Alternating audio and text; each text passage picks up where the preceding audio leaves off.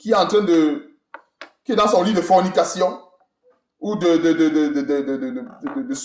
son lit de fornication, d'adultère, il fait vite, il faut que je cours vite, je dois l'enseigner. J'ai l'enseignement à 18h.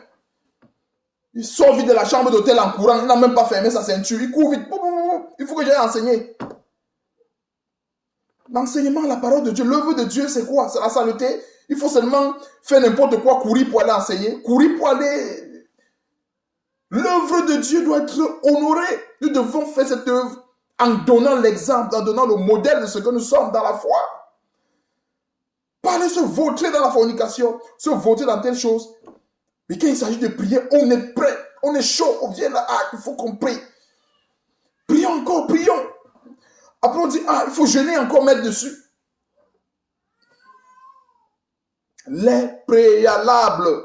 Nous devons apprendre à respecter des préalables. Là, on était qu'avec Jésus-Christ. Maintenant, on va aller, on n'a pas encore fini, Matthieu chapitre 6 nous a donné assez de préalables. Versets 5 à 8. Lorsque vous priez, ne soyez pas comme les hypocrites qui aiment à prier debout dans les synagogues et au coin des rues pour être vus des hommes. Je vous le dis en vérité, ils reçoivent leur récompense. Mais quand tu pries, fais quoi? Entre dans ta chambre. La prière est d'abord une relation du chrétien avec Dieu. C'est pas un désordre, comme ce qu'on voit aujourd'hui. Tel est malade, il faut que je prie. Mais la même personne, s'il faut aller chez un ministre, elle se lave, elle s'habille bien. Tu viens même, tu demandes l'audience. Si tu es mal habillé, le gardien va te dire, rentre. On ne vient pas chez un ministre comme ça. Mais c'est chez Dieu qu'on veut venir comme un cochon. Quelqu'un vient, les péchés sont entassés, comme une montagne, entassés. Ils s'en foutent de ces péchés. Ils ne veulent pas se délivrer de ces péchés. Tout ce qui vient, Dieu est amour. Dieu délivre-moi. Oh Dieu, ma mère est ceci, elle fait ceci. C'est quoi? C'est la bagarre? La prière a des préalables. Verset 6. Mais quand tu pries, entre dans ta chambre, ferme ta porte et prie ton Père qui est là dans le lieu secret. Et ton Père qui voit dans le secret te le rendra. Plusieurs aiment bien prier pour se faire voir. Prier dans les coins des rues. Prier. On voit qu'ils prient. La prière, c'est d'abord une question du secret. Maintenant donc, on va aller au verset également, toujours dans les préalables. Ici, on va aller un peu plus rapidement, frères et sœurs. Verset 9. Voici donc comment vous devez prier. Notre Père qui est dans les cieux, que ton nom soit sanctifié, que ton règne vienne, que ta volonté soit faite sur la terre comme au ciel. Donne-nous aujourd'hui notre pain quotidien. Pardonne-nous nos offenses comme nous pardonnons aussi à ceux qui nous sont offensés. Ne nous induis pas en tentation, mais délivre-nous du malin, car c'est à toi qu'appartiennent dans tous les siècles le règne, la puissance et la gloire. Amen. Si vous pardonnez aux hommes leurs offenses, votre Père céleste vous pardonnera aussi. Mais si vous ne pardonnez pas aux hommes, votre Père ne vous pardonnera pas non plus vos offenses. Verset 16. Non, verset 15, autant pour moi, c'était 9 à 15. Maintenant, rentrons dans les détails, frères et sœurs. Ça, c'est la prière modèle. Et dans cette prière que le Seigneur nous a donnée comme modèle, il y a des préalables assez... C'est-à-dire, ça résume. C'est-à-dire, Jésus-Christ a résumé tous les préalables dans cette prière. On va rentrer en détail. Voici donc comment vous devez prier notre Père qui est dans les cieux. Ça, c'est l'éternel Dieu Tout-Puissant. Quand nous prions, nous adressons notre demande, notre prière à Dieu. Que ton nom soit sanctifié, que ton règne vienne. Le règne de Dieu, nous le vivons en partie, pas totalement, en partie par la puissance du Saint-Esprit, par tout ce que Dieu fait par nous, tout ce que Dieu a fait avec nous via le Saint-Esprit, parce que nous faisons quoi que ce soit. Ce n'est pas que la capacité vient de nous, mais la capacité vient de Dieu via le Saint-Esprit. Que ta volonté soit faite sur la terre comme au ciel. Bien des fois, quand nous voulons prier, nous devons savoir que nous devons nous pencher toujours vers la volonté de Dieu. Ne soyons pas des chrétiens égoïstes. Le chrétien veut prier, il s'en fout de ce que Dieu peut penser. Il rentre dans la prière. Seigneur, je veux ceci, je veux ma BMW, je veux mon miracle aujourd'hui, je veux aussi ma veste aujourd'hui, je veux aussi mon immeuble aujourd'hui, je veux aussi ma maison aujourd'hui, je veux aussi ma guérison aujourd'hui, je veux aussi mon miracle aujourd'hui. Est-ce que c'est la volonté de Dieu que tu aies ton miracle aujourd'hui? Est-ce que c'est la question que ce chrétien s'est d'abord posée? Mais non, on commence à... Oh, je veux mon... Comme tu avais fait chez Job, je veux aussi mon miracle aujourd'hui. Je veux mon ceci aujourd'hui. Je veux ma maison aujourd'hui. Je veux ma télé aujourd'hui. Tu veux quoi aujourd'hui? Ça dépend d'un domaine, justement, qu'on ne va pas ouvrir aujourd'hui. Beaucoup, il y a le domaine des ossements aussi, est aussi grand. Mais restons dans les préalables. Ces préalables-là, est-ce que nous avons cherché à connaître la volonté de Dieu? Déjà, est-ce que nous avons cherché à connaître la volonté de Dieu avant de demander son miracle aujourd'hui? Maintenant, on va continuer. Donne-nous aujourd'hui notre pain quotidien. Voilà la volonté de Dieu. Quand nous prions, combien de chrétiens, quand ils prient à Dieu, ils demandent le pain quotidien? Bien de fois, le chrétien veut le pain du lendemain. Seigneur, oh, donne-moi telle chose. Peut-être certainement Dieu va te bénir avec cette chose. Ne dis pas que Dieu ne bénit pas. Hein? J'essaie de démêler cette confusion. Ne dis pas que Dieu ne bénit pas. C'est pas ce que je suis en train de dire. Mais apprenons à demander le pain aujourd'hui. Peut-être Dieu a dit qu'il va te bénir, mais ce n'est pas aujourd'hui. Il le fera peut-être demain. Alors, Dieu a dit que bon, je vais te bénir. Mais sois patient. C'est ça le fruit du Saint-Esprit. La patience. Il faut être patient. Et c'est l'un des fruits qui est difficile à manifester. Parce que bien des fois, la chair fait mal. On dit, aïe, Seigneur, ça fait mal. Mais sois patient. Dis-toi que le Seigneur ne peut pas te donner un fardeau qui te dépasse. C'est pour ça que 1 Corinthiens 10, 13 dit quoi? Allons là-bas rapidement et puis on revient. Gardons un doigt ici. Il faut qu'on aille là-bas rapidement. Je ne veux pas écorcher ce verset. Allons là-bas rapidement et on va revenir. 1 Corinthiens 10, 13 dit ceci. Aucune tentation ne vous est survenue qui n'ait été humaine. Dieu qui est fidèle ne permettra pas que vous soyez tentés. Il y a des détails dans ce verset. Dieu qui est fidèle, il est toujours fidèle à sa parole, ne permettra pas que vous soyez tentés au-delà de vos forces. Mais avec la tentation, autant pour moi, ici, ça c'est la tentation comme épreuve. Parce que la tentation, il y a deux volets. Il y a la tentation dans la vie d'un chrétien qui est comme épreuve, et il y a aussi notre tentation qui peut être la résultante de nos péchés. Parce que c'est quelque chose qu'il faut vraiment discerner. C'est la tentation comme épreuve. Quand une tentation est une épreuve, comme le dit 1 Corinthiens 10, 13, alors Dieu donnera aussi le moyen d'en sortir. Maintenant, dans une tentation du genre, quelqu'un aime le péché, il va rester dans son péché pour vivre tout le temps les tentations. Dieu ne te donnera pas le moyen de t'en sortir parce que tu aimes ce péché. C'est-à-dire que tu aimes la tentation, tu vis dedans, tu te plais dedans. Alors tu n'auras pas le moyen de t'en sortir. Mais par contre, tu vis dans la justice, tu vis dans la piété, tu vis dans la foi, tu vis dans la crainte de Dieu, tu vis dans la repentance. Alors il y a une tentation qui survient. Alors 1 Corinthiens 10, 13 va pouvoir s'appliquer. Donc c'est une petite parenthèse pour qu'on comprenne que ce n'est pas toutes les tentations. Il y a lieu de préciser qu'il y a la tentation comme épreuve, il y a la tentation comme séduction. Quelqu'un qui aime la séduction, il vient, il reste là, il est tout le temps tenté. Ah, je suis tenté. Mais tu es tenté parce que tu vas rester dans le coin, il y a les prostituées. Comment tu vas pas être tenté? Tu vas être tenté tout le temps, tu vas en boîte de nuit. En boîte de nuit, on s'habille toujours en tenue légère. Alors, si tu vas en boîte de nuit, tu vas être tenté. Tu vas être tenté. Ne te gêne pas. Les femmes vont venir là-bas en caleçon, tu ne vas pas les empêcher. Tu ne vas pas aller dans un endroit de prostituée et dire que tu fuis la tentation. Non, ne te séduis pas toi-même. Ne nous séduisons pas nous-mêmes. Tu vas dans un endroit de prostituée, tu dis que c'est pour délivrer les prostituées. Tu cours le risque que c'est la prostituée qui te délivre. Tu cours le risque. Plusieurs chrétiens pensent que est-ce qu'un chrétien ne peut pas aller dans un endroit de prostituée pour délivrer une prostituée? Non. Tu ne rentres pas dans les ténèbres pour dire que tu vas faire la lumière. Tu cours le risque. Tu vas chercher la tentation. Et tu risqueras de sortir de là étant délivré. En fait, délivré à l'envers. C'est-à-dire que le peu de lumière qui aura en toi aura fui et les ténèbres auront pris la place.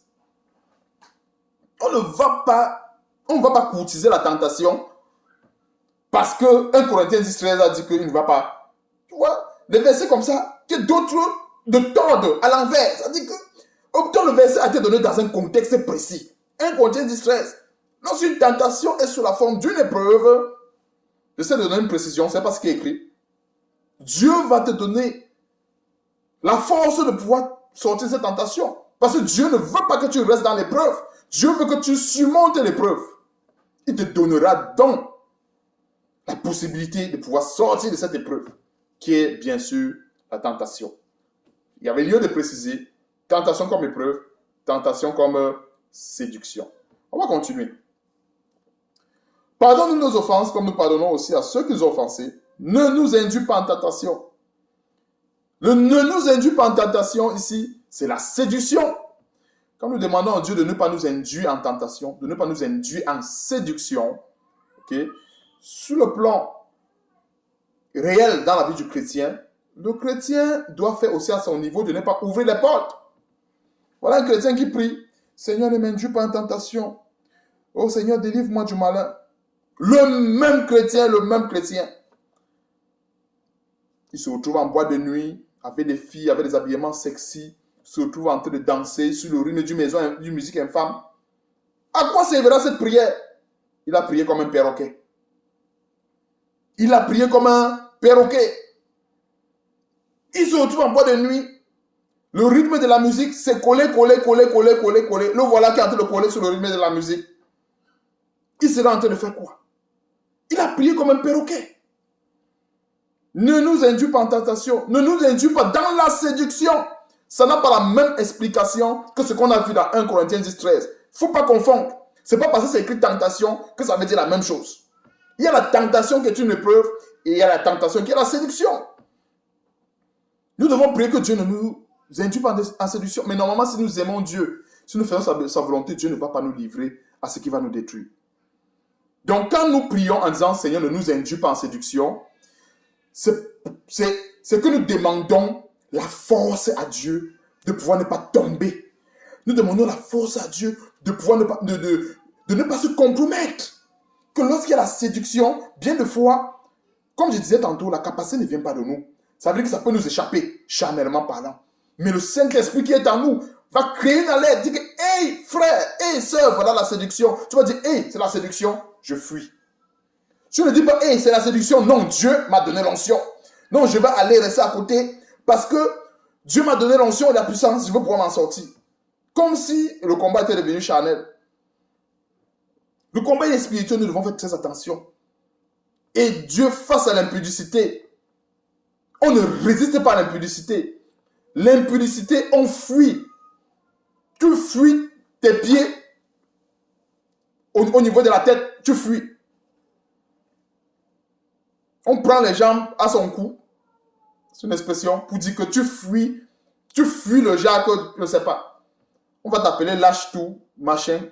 T'en fous. Tu fuis. Joseph a fui l'impudicité dans l'Ancien Testament, comme ce qu'on a vu.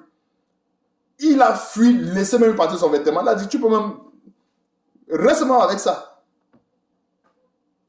Joseph ne s'est pas dit, non, mon Dieu est grand. Mon Dieu est puissant. Mon Dieu... Mon l'onction de Jésus-Christ, il a vaincu la séduction, il va dire. Pour quelqu'un qui se le dit, il va se retrouver en train de forniquer avec la prostituée. C'est une petite parenthèse. Ne nous induis pas en tentation, mais délivre-nous du malin dans tous les siècles. Car c'est toi qui appartiens autant pour moi, frères et sœurs. Dans tous les siècles, le règne, la puissance et la gloire. Amen. Verset 14. Si vous pardonnez aux hommes leurs offenses, votre Père Céleste vous pardonnera aussi. Voilà un bon préalable. Bien des fois, Seigneur, pardonne-moi. Seigneur, pardonne-moi. Je t'ai offensé. Pardonne-moi. Pardonne-moi. Mais la clé, frères et sœurs, si nous voulons avoir le pardon de Dieu, pardonnons. Si tu pardonnes à tes frères, tu pardonnes à ceux qui t'ont offensé. Je le dis. Selon la parole, nous voyons selon la parole que tu n'auras même pas besoin de dire Père, pardonne-moi. Ne pensons pas que notre Dieu là, il est si injuste, il est si ignorant qu'il y a des choses qu'il ne fait pas automatiquement. Moi, je crois fermement. C'est-à-dire, non seulement en fonction de la parole de Dieu, en fonction aussi de l'expérience. Ce dont le Seigneur m'a fait voir dans sa parole, que si un chrétien pardonne aux hommes, les offenses, il n'a même pas besoin de prier pour dire que Seigneur, pardonne-moi. Il n'a pas besoin.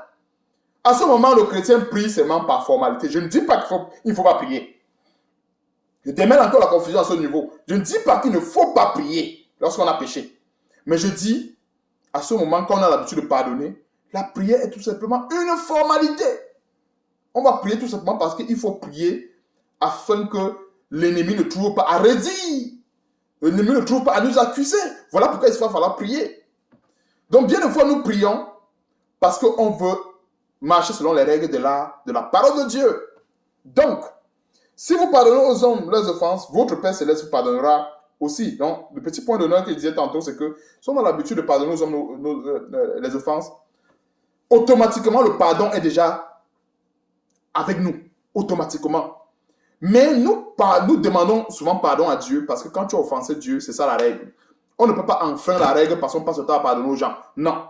La règle reste là, la règle. Mais on est prédisposé à recevoir les bénédictions qui sont propres à cette règle parce qu'on a l'habitude de pardonner. Donc, c'est des choses qu'il ne faut pas mêler ensemble. Verset 14. Si vous pardonnez aux hommes leurs offenses, votre Père Céleste vous pardonnera aussi. Mais si vous ne pardonnez pas aux hommes, votre Père ne vous pardonnera pas non plus vos offenses. Donc, voilà un grand préalable, le pardon.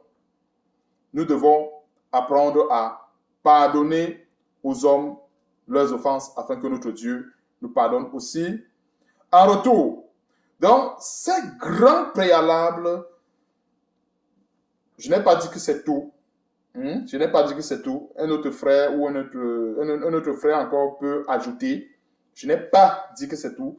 Je n'ai pas ressassé tous les préalables, mais j'ai ressassé ce que Dieu m'a permis de ressasser, tout simplement. Donc, en ce qui concerne les préalables, ça c'est du côté de Jésus-Christ, mais on n'a pas terminé.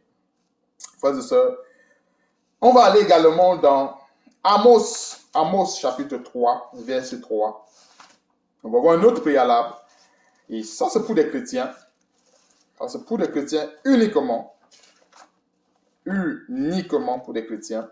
Quand c'est des endroits qui concernent aussi les gens du monde, je me permets d'apporter une précision. Mais là, c'est pour les chrétiens uniquement. À savoir, on ne prie pas parce que la prière devient comme un jeu. Parce que justement, c'est ce que nous vivons aujourd'hui. On a souvent l'impression que la prière, c'est un jeu. La prière, ce n'est pas le jeu. Amos chapitre 3, verset 3. Deux hommes marchent-ils ensemble sans être convenus?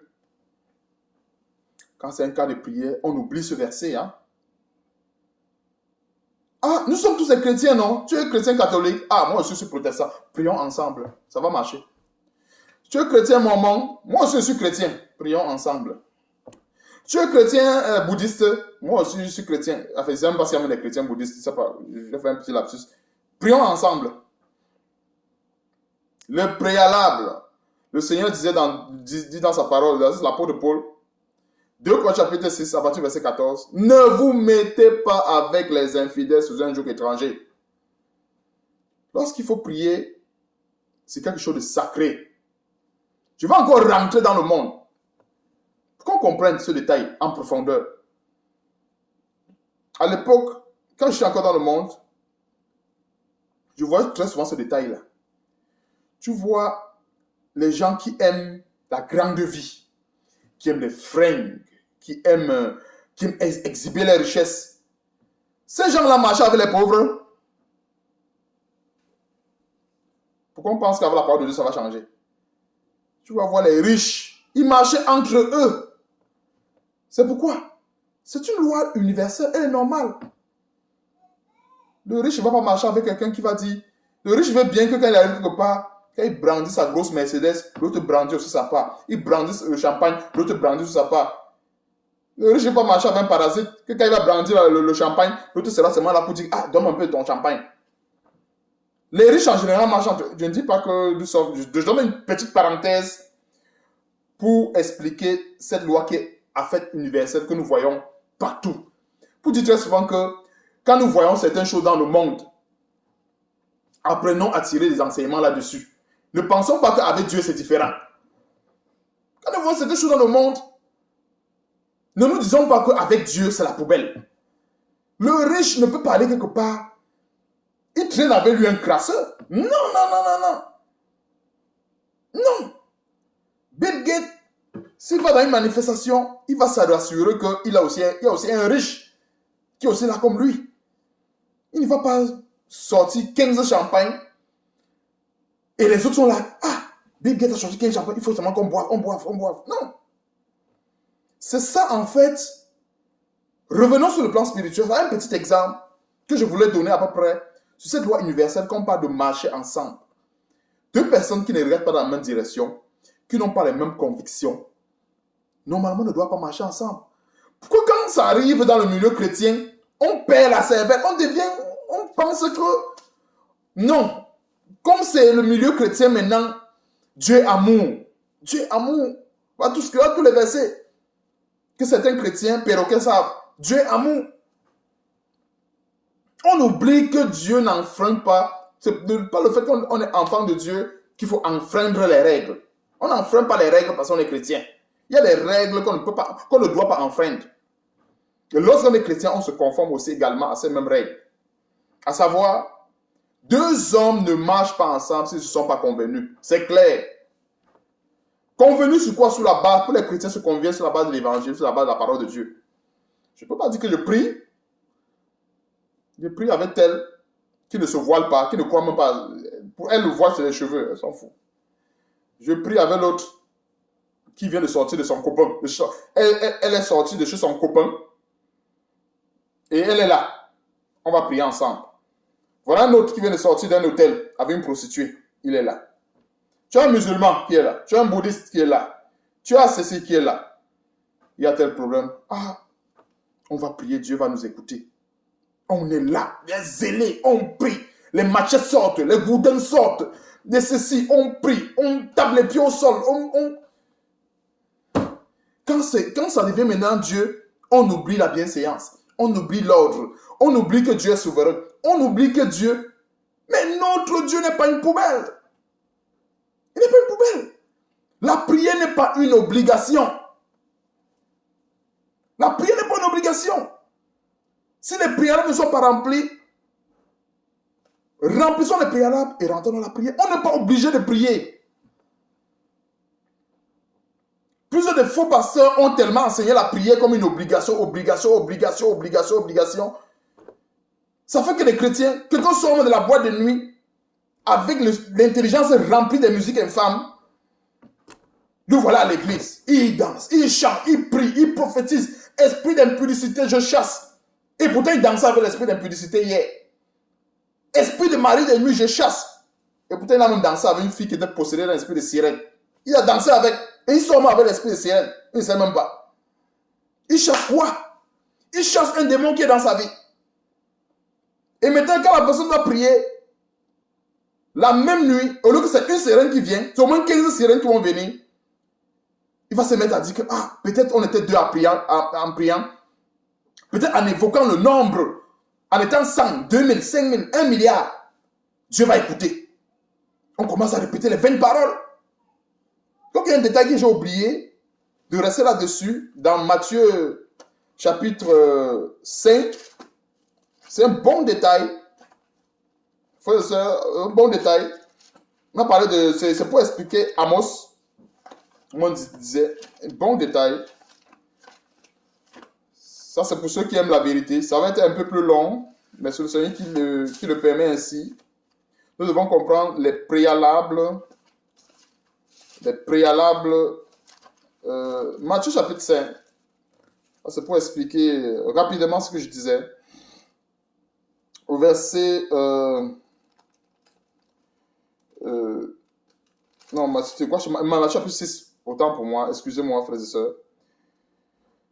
En priant, ne multipliez pas de vaines paroles comme les païens qui s'imaginent qu'à force de paroles, ils seront exaucés. Ne leur ressemblez pas, car votre Père sait de quoi vous avez besoin avant que vous le lui demandez. Excusez-moi, j'avais sauté ce verset. C'est vraiment un préalable, c'est quelque chose que nous devons comprendre. Donc, en priant, ne multipliez pas les vaines paroles. Vous voyez certains chrétiens aujourd'hui, ils prient, la sueur sort. On sort la bille, la sueur, on revient, on prie, on tape les pieds, on cogne la tête sur le mur. On prie, on répète des vaines paroles. C'était sujet de prière, on prie 15 fois. L'autre, on prie 16 fois. L'autre vient avec des machettes. L'autre vient avec des fusils.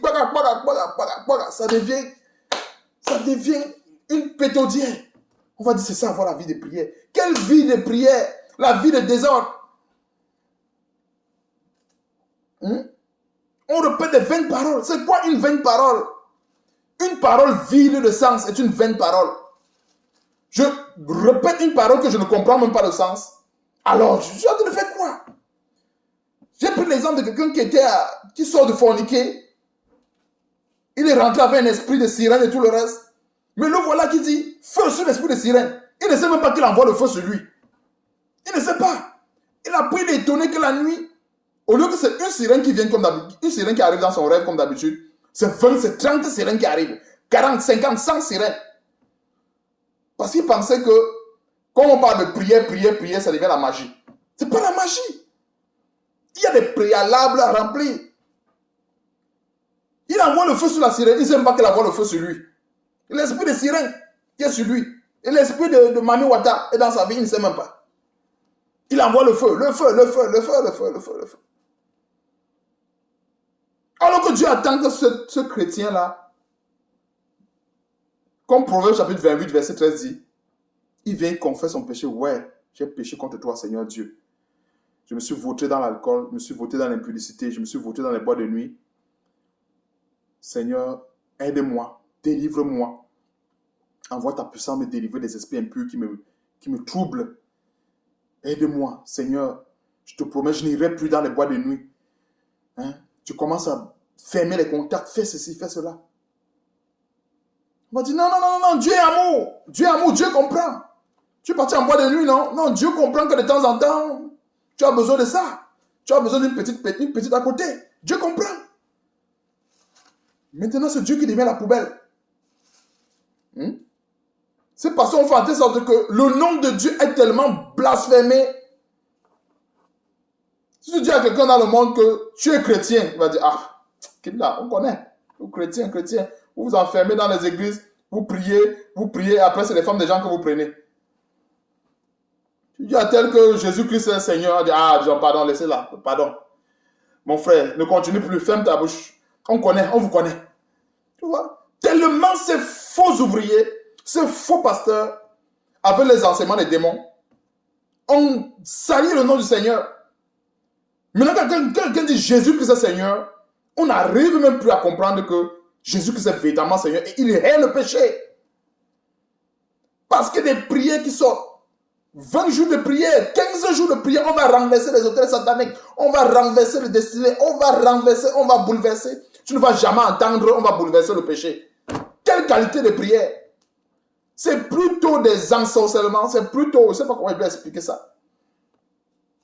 Ces choses vraiment, c'est très irritable spirituellement parlant. Frères et sœurs, c'est irritable. Très irritable. Le chrétien aujourd'hui s'en fout de sa vie. Il n'a que foutre, il s'en fout. Et il s'approche devant Dieu. Dieu, c'est sa poubelle. Il sort de la fornication, il sort de l'impudicité. Il s'en fout de ça. Il va dans une soi-disant église, il y a un programme de prière. On a dit qu'on va prier aujourd'hui pour renverser les autels qui parlent contre moi. Voilà, il sort de la fornication. Fraîchement sorti de sa copine, fraîchement sorti de son copain, fraîchement sorti de son amant. Là, voilà, dans l'église. Elle prie. Donc, c'est chez Dieu maintenant qu'il y a le désordre. Donc, on va aller également dans 1 Timothée. J'ai assez parlé comme cela. D'autres vont dire, où sont les versets? 1 Timothée chapitre 2, verset 8. 2 Timothée chapitre 2, verset 19. On va d'abord commencer par 1 Timothée. 1 Timothée chapitre 2, verset 8. Je disais tantôt que cet enseignement, je ne suis pas en train de dire que les gens ne doivent plus prier. Ce n'est pas ce que je suis en train de dire. Je vais démolir ce genre de raisonnement bidon. Verset 1 Timothée chapitre 2, verset 8. Je veux donc que les hommes prient en tout lieu. Elle va dire, si tu as tel problème, viens prier. Venez prier ici à l'église. Il y a l'onction de Dieu ici. C'est ce qu'on voit dans ce verset. Un chrétien a prié à la maison, ça ne va pas. Le pasteur ne va pas dire que ma soeur, tu as la rancœur dans ton cœur. Ma soeur, tu as la jalousie. Ma soeur, tu vis dans l'adultère. Ma soeur, voilà, tu vis dans le commérage. Le pasteur ne va pas dire ça. Tu as prié à la maison, ça ne va pas marcher. L'onction de Dieu dans cette église va t'aider. L'onction dans cette église. Chaque fois que quelqu'un prie dans cette église, Dieu répond. Dieu n'a pas répondu chez toi, il va répondre ici. Voilà. Son église devient une ambassade de gris-gris. Généralement, l'ambassade est pour les pays. Mais il y a les églises qui sont les ambassades de gris-gris. Son église devient l'ambassade de gris-gris. Viens ici, tu vas prier, Dieu va te répondre. Où est la différence avec chez le marabout? Le marabout, c'est l'ambassade des gris-gris, non? Il y a certaines ambassades aussi qui sont les ambassades. Il y a certaines églises, voilà, qui l'appellent ambassade.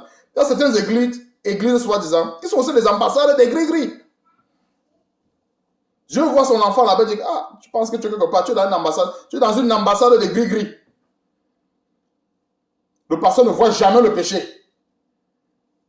Il ne fait que voir les maris de nuit, il ne fait que voir les femmes qui n'accouchent pas, il ne fait que voir les gens qui n'ont pas de visa. Il ne voit pas de péché. Le problème même, il ne voit pas. C'est normal qu'il ne voit pas. C'est normal. Plusieurs ne sont pas convertis. Plusieurs sont allés prendre des pouvoirs magiques pour venir enseigner la parole de Dieu. Comme plusieurs ont entendu que la parole de Dieu, tu peux avoir des dîmes, des offrandes, tu t'achètes des voitures, tu t'achètes des maisons.